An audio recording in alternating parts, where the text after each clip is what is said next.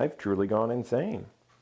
Greetings everybody, I'm obviously Jesus, and welcome to today's video, the fourth and final Patreon video for the month of July 2018. Today we're going to be talking about, as I indicated in a previous video, I think the previous video, the post-fact age. This age that we're now in, where truth doesn't matter in politics and in other areas of life, but we're specifically going to look at politics, where truth doesn't matter in politics, and basically everything is essentially dwarfed by appeals to emotions and pandering and confirming people's existing biases. Basically, the idea of this post-fact age gained massive popularity and came to the sort of national forefront, and everybody is sort of talking about it or is sort of familiar with the concept a little bit after the 2016 election and after across the pond things like Brexit.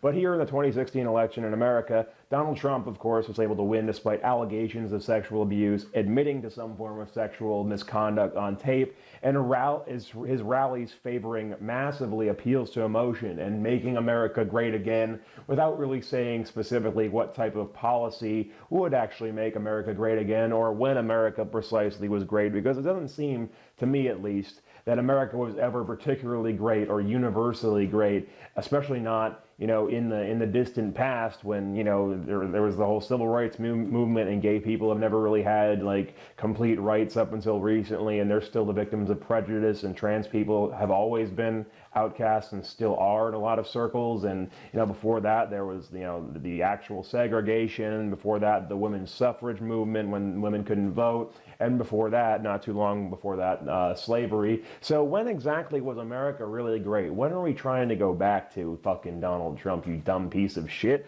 I don't know, but basically that's the type of thing that we're talking about here in the post-fact age, where everything goes back to an appeal to emotion, an appeal to a brand or idea, rather than any type of a specific fact, specific evidence-based response to a problem, or any kind of like concrete policy ideals.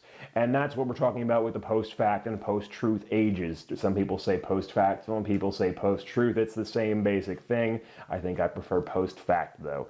But anyway, one example, to go back to Trump for just 1 second, is a policy that he actually was a little bit specific on, the infamous border wall that they're going to make Mexico pay for, was backed up by that allegation, or that intention, I guess, not allegation, but backed up by the intention, rather, to make Mexico pay for it. So even the one thing that he was really actually specific on, or one of the few things he was actually specific on the campaign trail, was backed by this lie, this idea that they're going to make Mexico pay for it, despite the fact that there is literally no mechanism by which you can make another country pay for your own goddamn border security. So that really doesn't make any sense. So that's just a sort of like a fear-mongering tactic, an appeal to people's fear of Mexicans who are not bringing their best people. They're, drug addicts and rapists, or whatever the hell he said. So that's just another appeal to people's emotions, appealing to their fear, and backing it up with a completely factually inaccurate statement. And that's sort of like a microcosm of what we're talking about when we talk about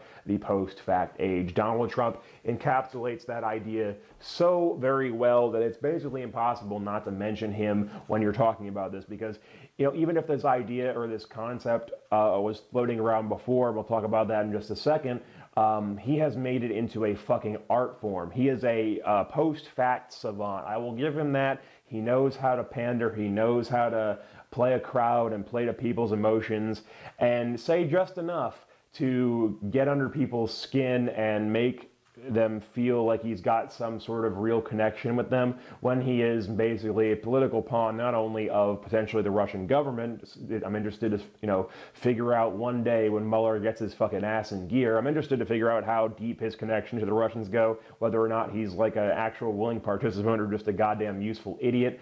But honestly, he is a pawn, very obviously, of typical political influences. You look at Donald Trump in the 90s talking about supporting Hillary Clinton. I don't honestly think that a man who has that many affairs really, truly does not support abortion and a woman's right to choose. I think he literally just takes all these terrible opinions because that's what made him president. That's what made him the most powerful leader of the fucking free world. But really, this is not a video just about Donald Trump, so I'm going to stop talking about him now. But he is just a pawn of whoever will, stick their hand up his ass. I saw fucking Radiohead a couple nights ago, and the lyrics to Body Snatchers, your mouth moves only with someone's hand up your ass.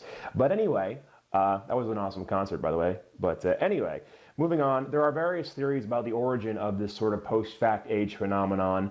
Some say it has arisen from the ability of the internet to propagate disinformation or emphasize emotion over facts, while others say that this has always been the course we're on, and this is just the newest phase of it. The first side, the side that says this is a new thing, is definitely backed up by things like the Cambridge Analytica scandal, where in case you've been living under a rock, the Cambridge Analytica scandal was where we have documents that demonstrably prove that an outside firm was hired to manipulate ads and spread basically false information through Facebook.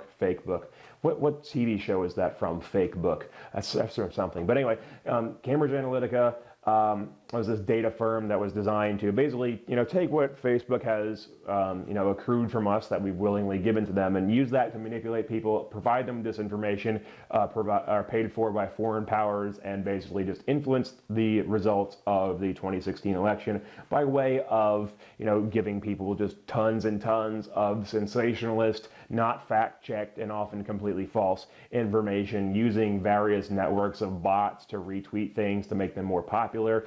It's a huge fucking scheme, and that is probably the biggest example of us living in this post-fact age where people just accept information that they see on Facebook as if Facebook is some sort of trustworthy source. But the other side of that, the people who say that this is just the latest iteration in something that's been going on for a very long time, they do seem to be more right, because they have sort of the compatibilist view where this isn't both old and new, because the internet wasn't even a fucking glimmer in anybody's eye when something like McCarthyism happened. For those of you who don't know, the short version is basically that there was this guy named McCarthy back in, I think, the 50s or 60s, who basically went on a bunch of not actual witch hunts, but like real witch hunts, as opposed to the fake witch hunt that Donald Trump was tweeting about, which is actually just a normal investigation.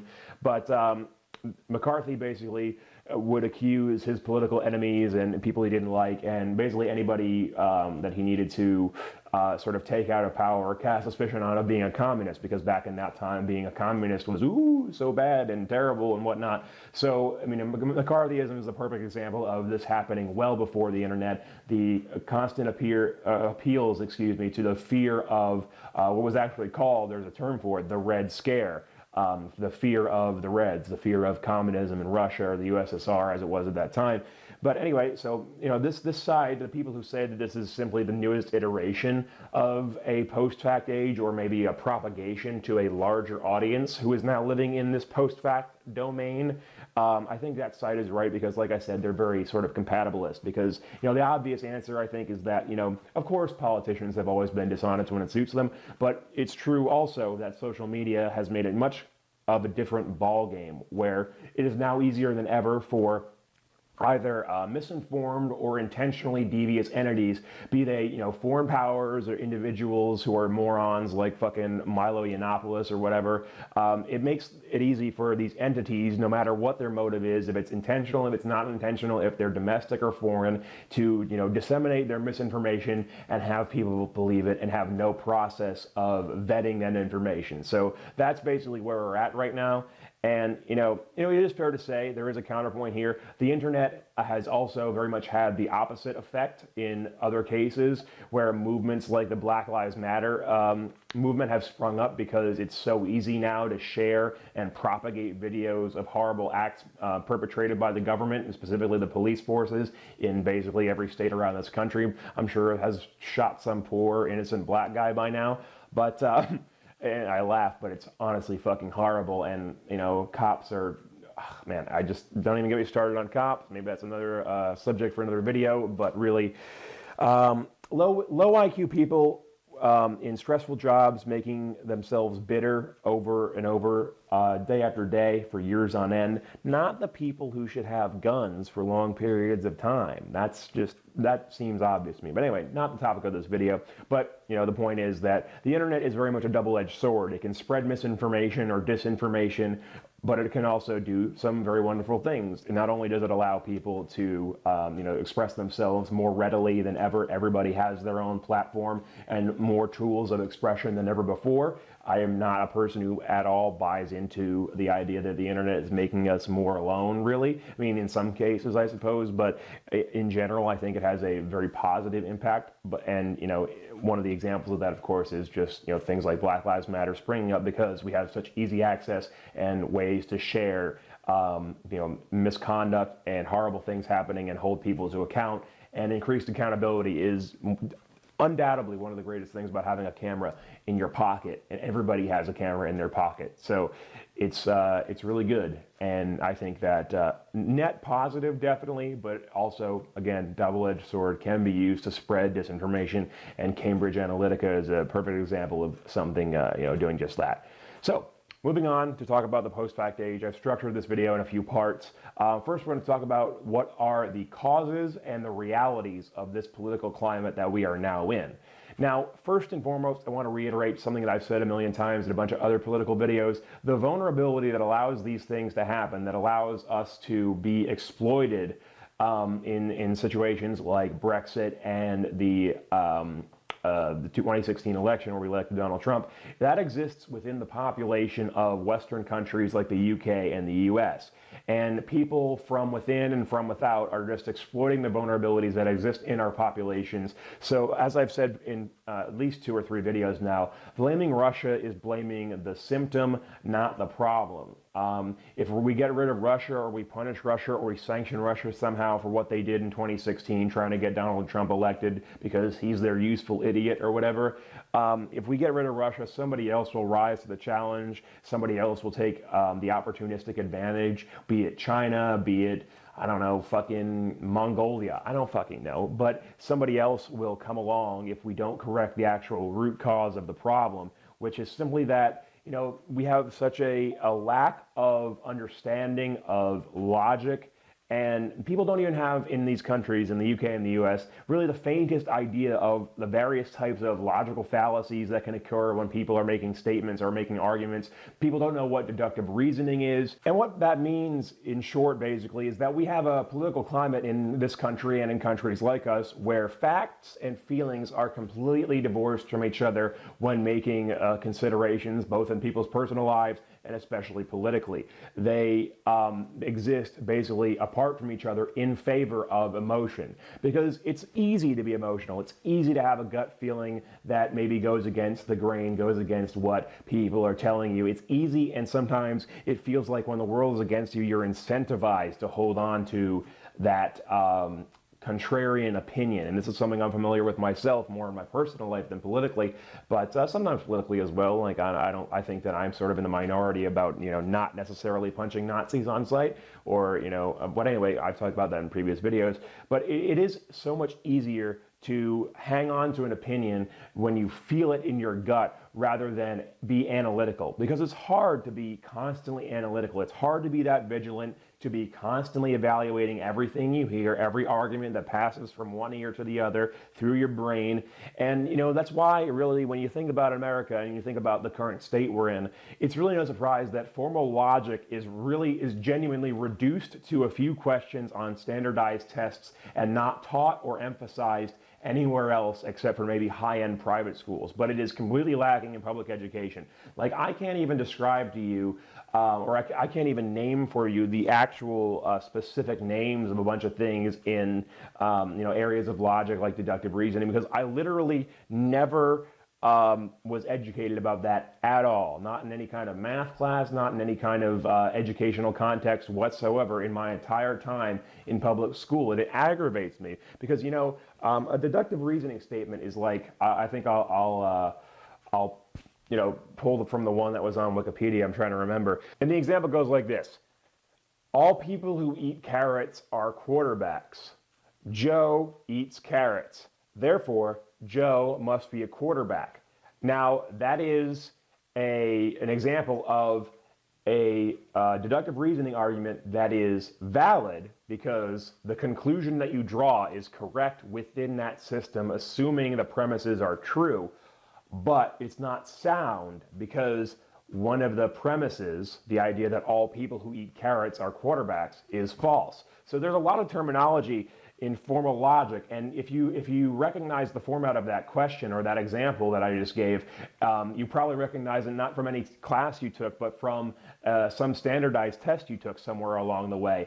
And it baffles my mind that I was never presented with that any kind of question like that anywhere in my public education until it literally came time to take exams to go to college, because as simple as distinguishing between, sound and unsound or valid and invalid seems, there's a whole world of different types of logic out there and different logical fallacies that people need to know about that are so important that people truly need to internalize and take from, carrots, quarterbacks, and Joe and turn that into actual real life evaluation of statements. They need to teach that not only in the exemplary sense, where you're talking about simple concepts like I just gave you the example of, but they need to teach that, and then they need to take that and turn it into real world, like current event evaluations. You can take a video of a politician, look at the statement he's making, look at the suggestion he's making, and see if it follows. And not only did they not do that, they didn't even teach me the basic example of it. I just kind of had to wing it and figure it out on my own because it wasn't that hard to do in the sort of very simplified sense that they give you on standardized tests. But it is so angering to me that they never even gave that to people. So out of the hundreds or however many people graduated from my high school, how many people took it upon themselves to learn what formal logic even is, to understand even the basic level of deductive reasoning?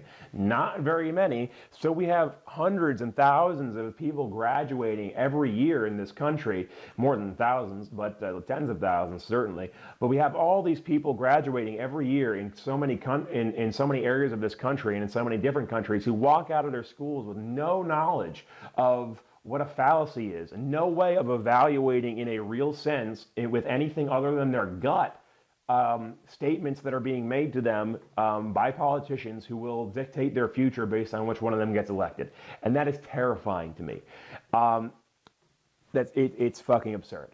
But moving on, this whole lack of education in terms of evaluating things in a logical and formal sense is exacerbated by what is called the attention economy, which is basically, I'm sure it's like an always-on need for content. And the attention economy usually gets referenced in, or gets mentioned in reference to millennials, how they're always on their apps, creating, consuming, and all that stuff. But, even though it's typically associated with millennials and my generation, I argue that it's honestly more damaging in the older demographics who are constantly tuned to the news, specifically terrible news outlets like Fox News. Because the earliest example, in fact, of the attention economy, before Instagram, before Snapchat, before all these apps that you had in your phone, the earliest example of the attention economy is the 24-hour news cycle that continues today. It's the constant need for controversy, hyperbole, and all that in headlines. And it gives it gives a platform for ridiculous, false, terrible ideas, racist ideas like birtherism, the idea that started by Donald Trump, no less. The idea, or not started necessarily, but put forth or given a bigger platform even by Donald Trump, the idea that President Obama was not born in the United States because his father was from Kenya or something like that. But anyway, it's totally false. It was proven pretty clearly that it was false. But the idea persisted, and honestly, I'm sure, and some people still persist to this day, that President Obama was not a natural-born U.S. citizen, and that is called birtherism. And back when that was really a big issue, basically, even the networks that weren't presenting it as a credible idea or a potential truth like Fox News was, even the ones who were just reporting on it were still giving it airtime. So Fox News goes out there and says, oh, maybe President Obama was born in Kenya. These people are saying President Obama was born in Kenya and is not a proper U.S. citizen. And then MSNBC and all CNN and everybody else has to show up and say, oh, these people are saying that too. We don't think it's true, but that's what they're saying. This is news now. So they feed each other even if one is acting worse than the other. And, but because of this, both sides of the mainstream media have, and rightly, lost credibility. And that means when some fucking demagogue with, a terrible yellow wig named Donald Trump comes along and he cries fake news from all but one source, being Fox News, it touches on a nugget of truth in people, because people are correct, basically, to not trust the media or to be wary of the media and their bias and their constant sensationalism. So when someone comes along and cries fake news, that hits a lot of people in their core and speaks to a truth that they have acquired logically. And, in the case that the media actually shows up and does its job and challenges people and asks them to substantiate their statements with facts, then it makes it so easy, because the media has debased itself, it makes it so easy for a demagogue like Trump to come along and simply say that anything they challenge him on now is fake news or it's partisan crap, because the media is known for sensationalism and partisan crap. MSNBC is a very left-wing network. Fox News is a very right-wing network. CNN exists somewhere in between. I guess there's ABC. I don't know what the fuck's going on over there. They're not particularly relevant, I don't think. But, the media has undermined itself to the point where they are subject to these accusations of fake news, and they have basically shot themselves in the foot or cried wolf so many times that when they actually try to do their jobs now, they have hamstrung themselves before they've even arrived to do it. And, you want an example of this. Look at how, CNN now is getting a lot of positive coverage from other people and pundits and whatnot, because they actually have some journalists like Jake Tapper and Anderson Cooper who go out, and when they have a Trump lackey on their program, they actually try to fact check them and encourage them to substantiate their claims with facts, like I said. And they deny these Trump people an unfiltered platform or an unchecked platform for the Trump propaganda, which is great. But looking back, CNN, I remember CNN was also the fucking network that was getting ridiculed by liberals like Jon Stewart back years and years ago during the Obama administration, maybe even the Bush administration, because they had so much sensationalist coverage that it was hilarious to think that they were doing a good job. Do you guys remember the plane that went down in the South Pacific, or like Malaysia or near Indonesia or something? Remember that plane that fucking just disappeared and never really found the wreckage? It went on for days, especially on CNN, having all these crazy experts on with wild theories about the plane and where they could be and what could have happened, and just doing this thing to death, completely sensational, completely beholden to the 24-hour coverage that they thought was necessary for a tragic plane crash. They have this saying in the news industry: if it bleeds, it leads. If people have died, then it goes right to the front and stays there as long as you can milk it for ratings. And, so CNN is also the network that did that. So how is it, it's a long road. It's maybe not impossible, but it's a long road back for CNN to respectable journalism from complete 24-hour sensationalist bullshit. So it makes it easy, like I said, for somebody like Trump to come along, shout fake news, and get a lot of people thinking that there's a truth to it and that Donald Trump must be right and CNN must be wrong because they were stupid before, and it's hard for them to get the idea out of their head that CNN is actually trying to do their goddamn job now and fact check shit. And, of course, any attempt to from any kind of agency, governmental or third party, to step in and regulate media output and what they can run and what they can say would be fairly considered censorship. It would be a violation of the First Amendment, and whatever regulatory agency was in charge of that would certainly be exploited by whichever faction could gain a partisan control over that regulatory agency. So I don't think that there's really anything to do about that, because you can't have an unbiased third party when it comes to things like that. It will be corrupted instantly. I don't believe that human beings are capable of doing something like that, especially in such a heavily politicized space. I think that maybe one of the best things that I saw as potential solution to this is simply to, and we'll talk about more solutions in just a second, but maybe one potential solution is to have, some scientists be, more elevated and have a lot of like technical, or make the news more technical, but that doesn't get ratings, and you can't, again, force people to, air certain things on the news without it being considered a First Amendment violation. So you're kind of in a rock and a hard place situation over there.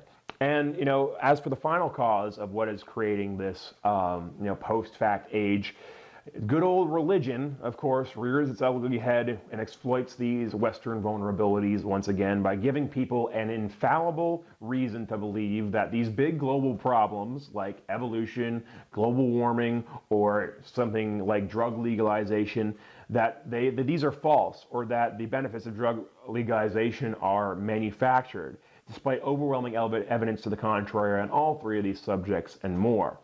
And honestly, the biggest example of this confluence of misinformation is one that, like people say, long preceded the internet. It's the idea of trickle-down economics and, in general, of the American dream. There is no evidence that trickle-down economics, or like even something utopian like pure unregulated libertarianism maybe, there's no evidence that either of those things works.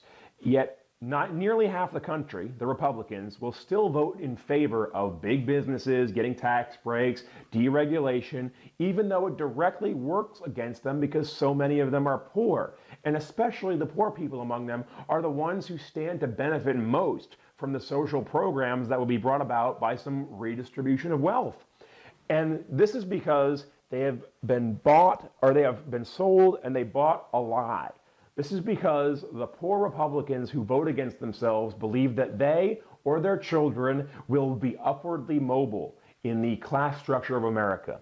And they will ascend out of the lower class or the middle class over generations and into the rich class, into the 1%. And, they wouldn't want to be taxed when they get their American dream fulfilled finally after how many years? So why would you tax the people who are currently in the 1%? It's like this false idea that the 1%, the highest 1%, or the elite rich class of people is just this ever-accepting thing, and if you just work hard enough, you can get up there, and you wouldn't want to be taxed if you got up there, so why would you do that to the people who earn their way there now? It's this extremely old-fashioned and demonstrably not, just mathematically it doesn't work. It's demonstrably untrue way of thinking. And what they do is then they trade concrete gains for a lie that is sold to them with the American brand. It has a big sticker on trickle-down economics that says American Dream brand, and they fucking eat it right up because they're idiots. And it's kind of sad. I don't mean to speak with such contempt for them, but really it's hard, and I do oscillate between contempt and pity, because really those are the only two things you can really feel for them. And, worse still, there are people who trade their very lives for the American Dream brand, for false ideas of freedom and safety that don't correspond with the actual missions of our military that are far more capitalistically driven. And of course, to mention religion just one more time, it's just another sort of competing component of the American brand, or maybe like a sister brand that works intertwined with it. It goes so well in keeping people with these old archaic ideas that even though they do not correspond to reality, they do not correspond to science. I talked in a previous video about the specific evil of religion. There is nothing in the secular world that keeps people believing that evolution isn't real. There's nothing. There's nothing. There's nothing that keeps people in the secular world from believing that climate change is not happening, and that it's all part of God's plan, God's cycle, whatever people justify it with. So it's basically all just wrapped together in one big package of fuck. So, I'm sure you can probably guess, but I want to get to the crux of the video. Why is it so important to curb this post-fact age and try to get out of it and move on if it's always been around in some way or another? And that's because living in a post-fact age subjects us fully to the consequences of the doctrine that when only feelings matter, Republicans, alt-right people, Democrats, centrists, and radical socialists, they all feel the same level of right.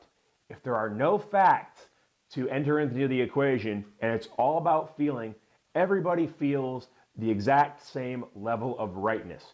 When I go out here and I say my piece on whatever I'm talking about in a video, there are people who believe that white people are the superior race. With the same level of conviction, I say anything that I've said in my videos. So if there are no facts that enter into the equation, then we have no way of differentiating between somebody who says white people are superior and somebody who says they are not, because they are both feel the same level of right. And that's what's fucked up, but that's what you have to remember when you're dealing with it. And that's why facts and getting out of this post-fact age is so important if we can do it.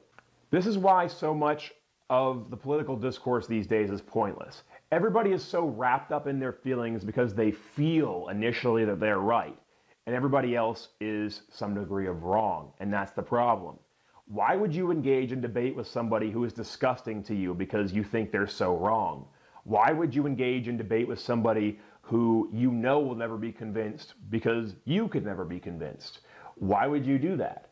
You have to be willing to listen to the logical systems that have made another person believe differently from you, and analyze that and break it down. And when we have facts in the equation, and when we have formal logic in the equation, then you have the idea of teaching everybody formal logic is to give everybody the same tool set with which to analyze ideas that are being put forth. So if everybody learns it, and there's a future generation that all has those tools internalized, then you can go to someone you disagree with and you can try to break down their opinions, not by making them feel denigrated and appealing to their feelings or calling them a piece of shit, but by saying, here are your premises, they don't hold up. That's the difference. That's why you need to have logic in the equation and facts in the equation, because without that, you can't speak a language to somebody that is actually going to convince them that they are wrong. And that is what's going to happen. Because if you try to debate to me that white supremacy is the correct ideology, and you somehow believe that and also believe in formal logic, when you actually are asked as a white supremacist to make that point in deductive reasoning, hopefully the idea is that you won't be able to substantiate your premises with facts, and you will realize that your own argument falls apart. And that's the goal, because calling a white person or a white supremacist person a piece of shit, sure, feels good, would feel good to punch them in the face most certainly, but not going to break down their logical precepts. And that's the difference. That's why I caution against violence, and that's why I am an advocate of teaching formal logic to everybody, because if everybody speaks the same language under all their emotion, you can appeal to them. And if not, then you can't. And that's the crux of the video. So it is of the utmost importance to remember that facts exist. Seems like something I would never have to say, but facts exist. We know global warming, evolution, all that stuff is real. The benefits of drug legalization and medicinal benefits of stuff like marijuana. We know that's real. It is demonstrable. It is codified in fact. But unfortunately, we do have to account for post-factism in our solution to the problem. And again, an example of this is my caution against violence being used against political figures, and especially against mere subscribers to political ideologies, because the people being attacked will turn around and label you the same thing in this post-fact age. Like I said in at least 2 previous videos, if the criteria for being able to strike someone on sight physically and initiate violence against them on sight is that they are a fascist, then everybody will, in this post-fact age, just call their enemies a fascist and go fucking ham beating the shit out of them, and nothing will be accomplished and nothing will be solved. It is itself a fact in this age that facts themselves have been devalued. And unless that problem becomes less pervasive, we must account for it in our decision making regarding things like this.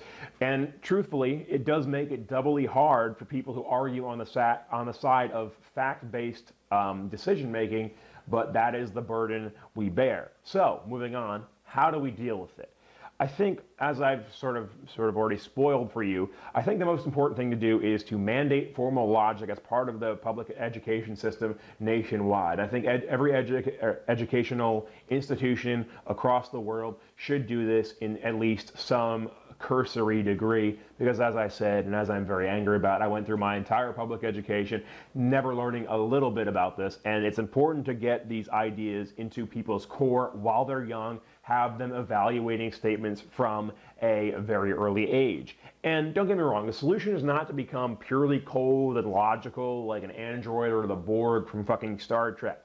It's to ensure that people are always at least considering facts in concert with their ethical concerns and integrating the two. Because all of philosophy deals with integrating the moral ideals that you have with pragmatic applications and your feelings as a person, which inform both and inform your pragmatic actions, that is, inform your moral beliefs.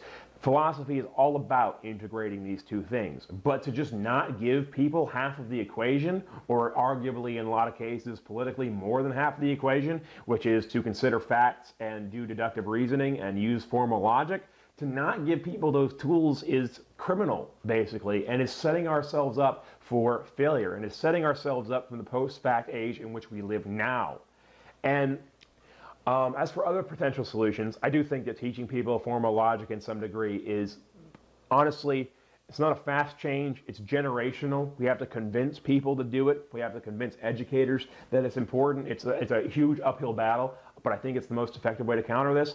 But one other way that we could sort of cut down on the attention economy, basically, is to hamstring the 24-hour news cycle and deny them their fodder, basically, by enacting campaign laws similar to those of the UK. And obviously, those did not prevent nonsense being spread. In the case of Brexit, I'm not sure that it even applies to referenda over there. I think it might only apply to personal candidates running and how long they can campaign and how much they can spend. But by having laws restricting the amount of time and money that you can spend campaigning, it would significantly reduce the amount of fodder, like I said, the cycle, the 24-hour news cycle that is, has.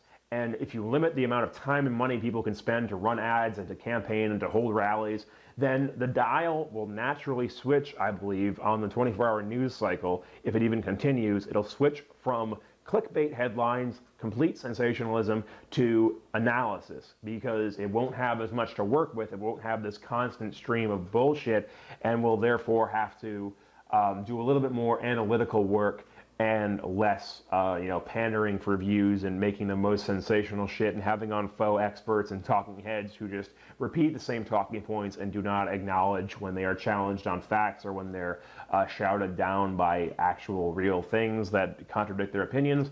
But I think that would be a good step forward as well. But the truth of the matter is, and how I'll close this video, is to say that honestly, outside of those two things, I am not very hopeful. There are so many contributing factors which are all aligned to be incredibly resistant to change in this country. Like I said, religion, education, and the continuing defunding by the Republicans of public education, and the media's need to remain rampantly sensational to drive ratings. All these religious and economic forces of all stripes are invested in keeping this big, fucking, dumb, dysfunctional machine running, and it's terrible. And honestly, I didn't necessarily, when I started out writing this video, I didn't necessarily think that I would end up here, but this is basically why the idea of the post-fact age is essentially the end result of why, or the big marker, the fucking grave marker on why I believe that democracy, or at the very least the American experiment of democracy, our brand of democracy, has truly failed, perhaps for good. I believed that before 2016 as well, so this is not a new thing for me, but really these recent events from 2016 to now have really only solidified my belief. Because think about all the things you got against you. Money in politics, religious legislators, not only from the Republican Party, but from the other party as well. The rising star of the Democratic Socialists is a Catholic, and we all know what the Catholics have done. Media that is alternatively a villain or a hero, depending on whose side you're on and what your demagogue head labels them. Centrist Democrats, the Electoral College, the two-party system. All of these things that are basic building blocks of the American political landscape are opposed to the type of sweeping generational change we need to overcome what is absolutely a Marinara Trench worth of a low point in this political climate. Which of those things that I just mentioned will push for the vast educational reform we need to get formal logic that people currently do not understand clearly? Who is going to push for that to get taught in every school in this nation? Who is going to tell people that the American dream is a scam and make the fact that the American dream is a scam their political platform, run on that, and successfully take a majority in both houses of Congress, take the presidency, and then appoint Supreme Court justices who will overturn things like Citizens United? Who is going to get there with the message that the American dream is a sham? How could they even do that? Could they even get elected without overturning Citizens United if such a party arose from God knows where? And really, the last thing I'll say on this is that America is essentially caught in one big catch-22, and that the post-fact age that we've been talking about in this video is simply the logical conclusion of what we've been heading towards for a very long time, perhaps even since the nation's creation. Because facts and logic are one tool, well, collectively, those are two things, of course, but collectively, facts and logic are our one method of penetrating this cycle of fear-mongering and pandering and emotional reactionary, our emotional reactionary nature, I guess you'd call it. That was our one tool of penetrating the cycle that we get trapped in this country. And those things, facts and logic, have all but lost their currency and their value. And a society that has completely devalued truth can no longer break the cycle that it's in. And I've been thinking that America, like I said, is a failed democratic experiment for a long time. And I think that the fact that this is not some fringe theory, this post-fact age, this is a real thing that most people acknowledge to some degree or another is happening. I truly do believe the fact that we have completely devalued facts and logic to a completely unprecedented point in American culture is signaling the death knell of our way of life. This is not a fast death. This is not fire and brimstone. It's not nuclear war. It's not something that demands immediate attention. This is like the political equivalent of depression. You can exist in it for a long, long time and not die and not change in any meaningful way. And I think that's what America is in right now. I think that we are in a period of complete devaluation, not of emotions and not of our self-worth as you get with depression, but in the worth of our word and in the worth of our political culture. And I truly don't know how we get out of that, if we get out of it at all. Maybe we just stagnate until the big orange idiot pushes the big fucking red button. I don't know. But anyway, I'm obviously Jesus. As you will remember from last video, if you watched it, there is a new segment at the end of these videos now, and it's a music recommendation. And I'm going to recommend to you guys what I bought recently, just a couple days ago, before I went to see Radiohead, or the morning of, I think, actually. It's Ugly Spiral by AJJ, formerly known as Andrew Jackson Jihad. It's basically a collection of B-sides and rarities from 2012 to 2016, and the highlight of this EP or this compilation album, whatever you want to call it, is most certainly something I never knew I needed. It's AJJ covering Pink Floyd's The Final Cut. For those of you who don't know, The Final Cut is Pink Floyd's, I think, technically their last album together. I think they released The Division Bell after somehow without Roger Waters. But to be completely honest, Roger Waters' lyricism was always what made Pink Floyd for me. I know a lot of people like, Syd Barrett's Psychedelia and David Gilmour's guitar contributions and all that stuff. But Roger Waters really made Pink Floyd what it is for me. And this was essentially Roger Waters having completely control over an album on the final cut. And they cover the title track on this new AJJ compilation, and it's fantastic. And it's a very faithful cover. It's very, it's not like taking massive creative liberties with it or anything, but it's so, it just feels right to hear Sean Bonnet sing Roger Waters' lyrics in his voice. So, yeah, that's something I enjoyed. You can check it out on Bandcamp. You can play all the tracks for free and preview them, I guess. But yeah, if you're into that, there's also some regular AJJ stuff. The track Christmas Island, which I guess would have been the title track of Christmas Island if it hadn't been cut, is also a really great addition to their canon. So yeah, I'm obviously Jesus. There will be a link to that in the Patreon post and stuff. But thank you very much for listening to me ramble, my dystopian crap about America. I will see you next week. August is a super depressing month for me, but it's going to happen. More videos, all that stuff. Thank you so much for watching. I will see you next time.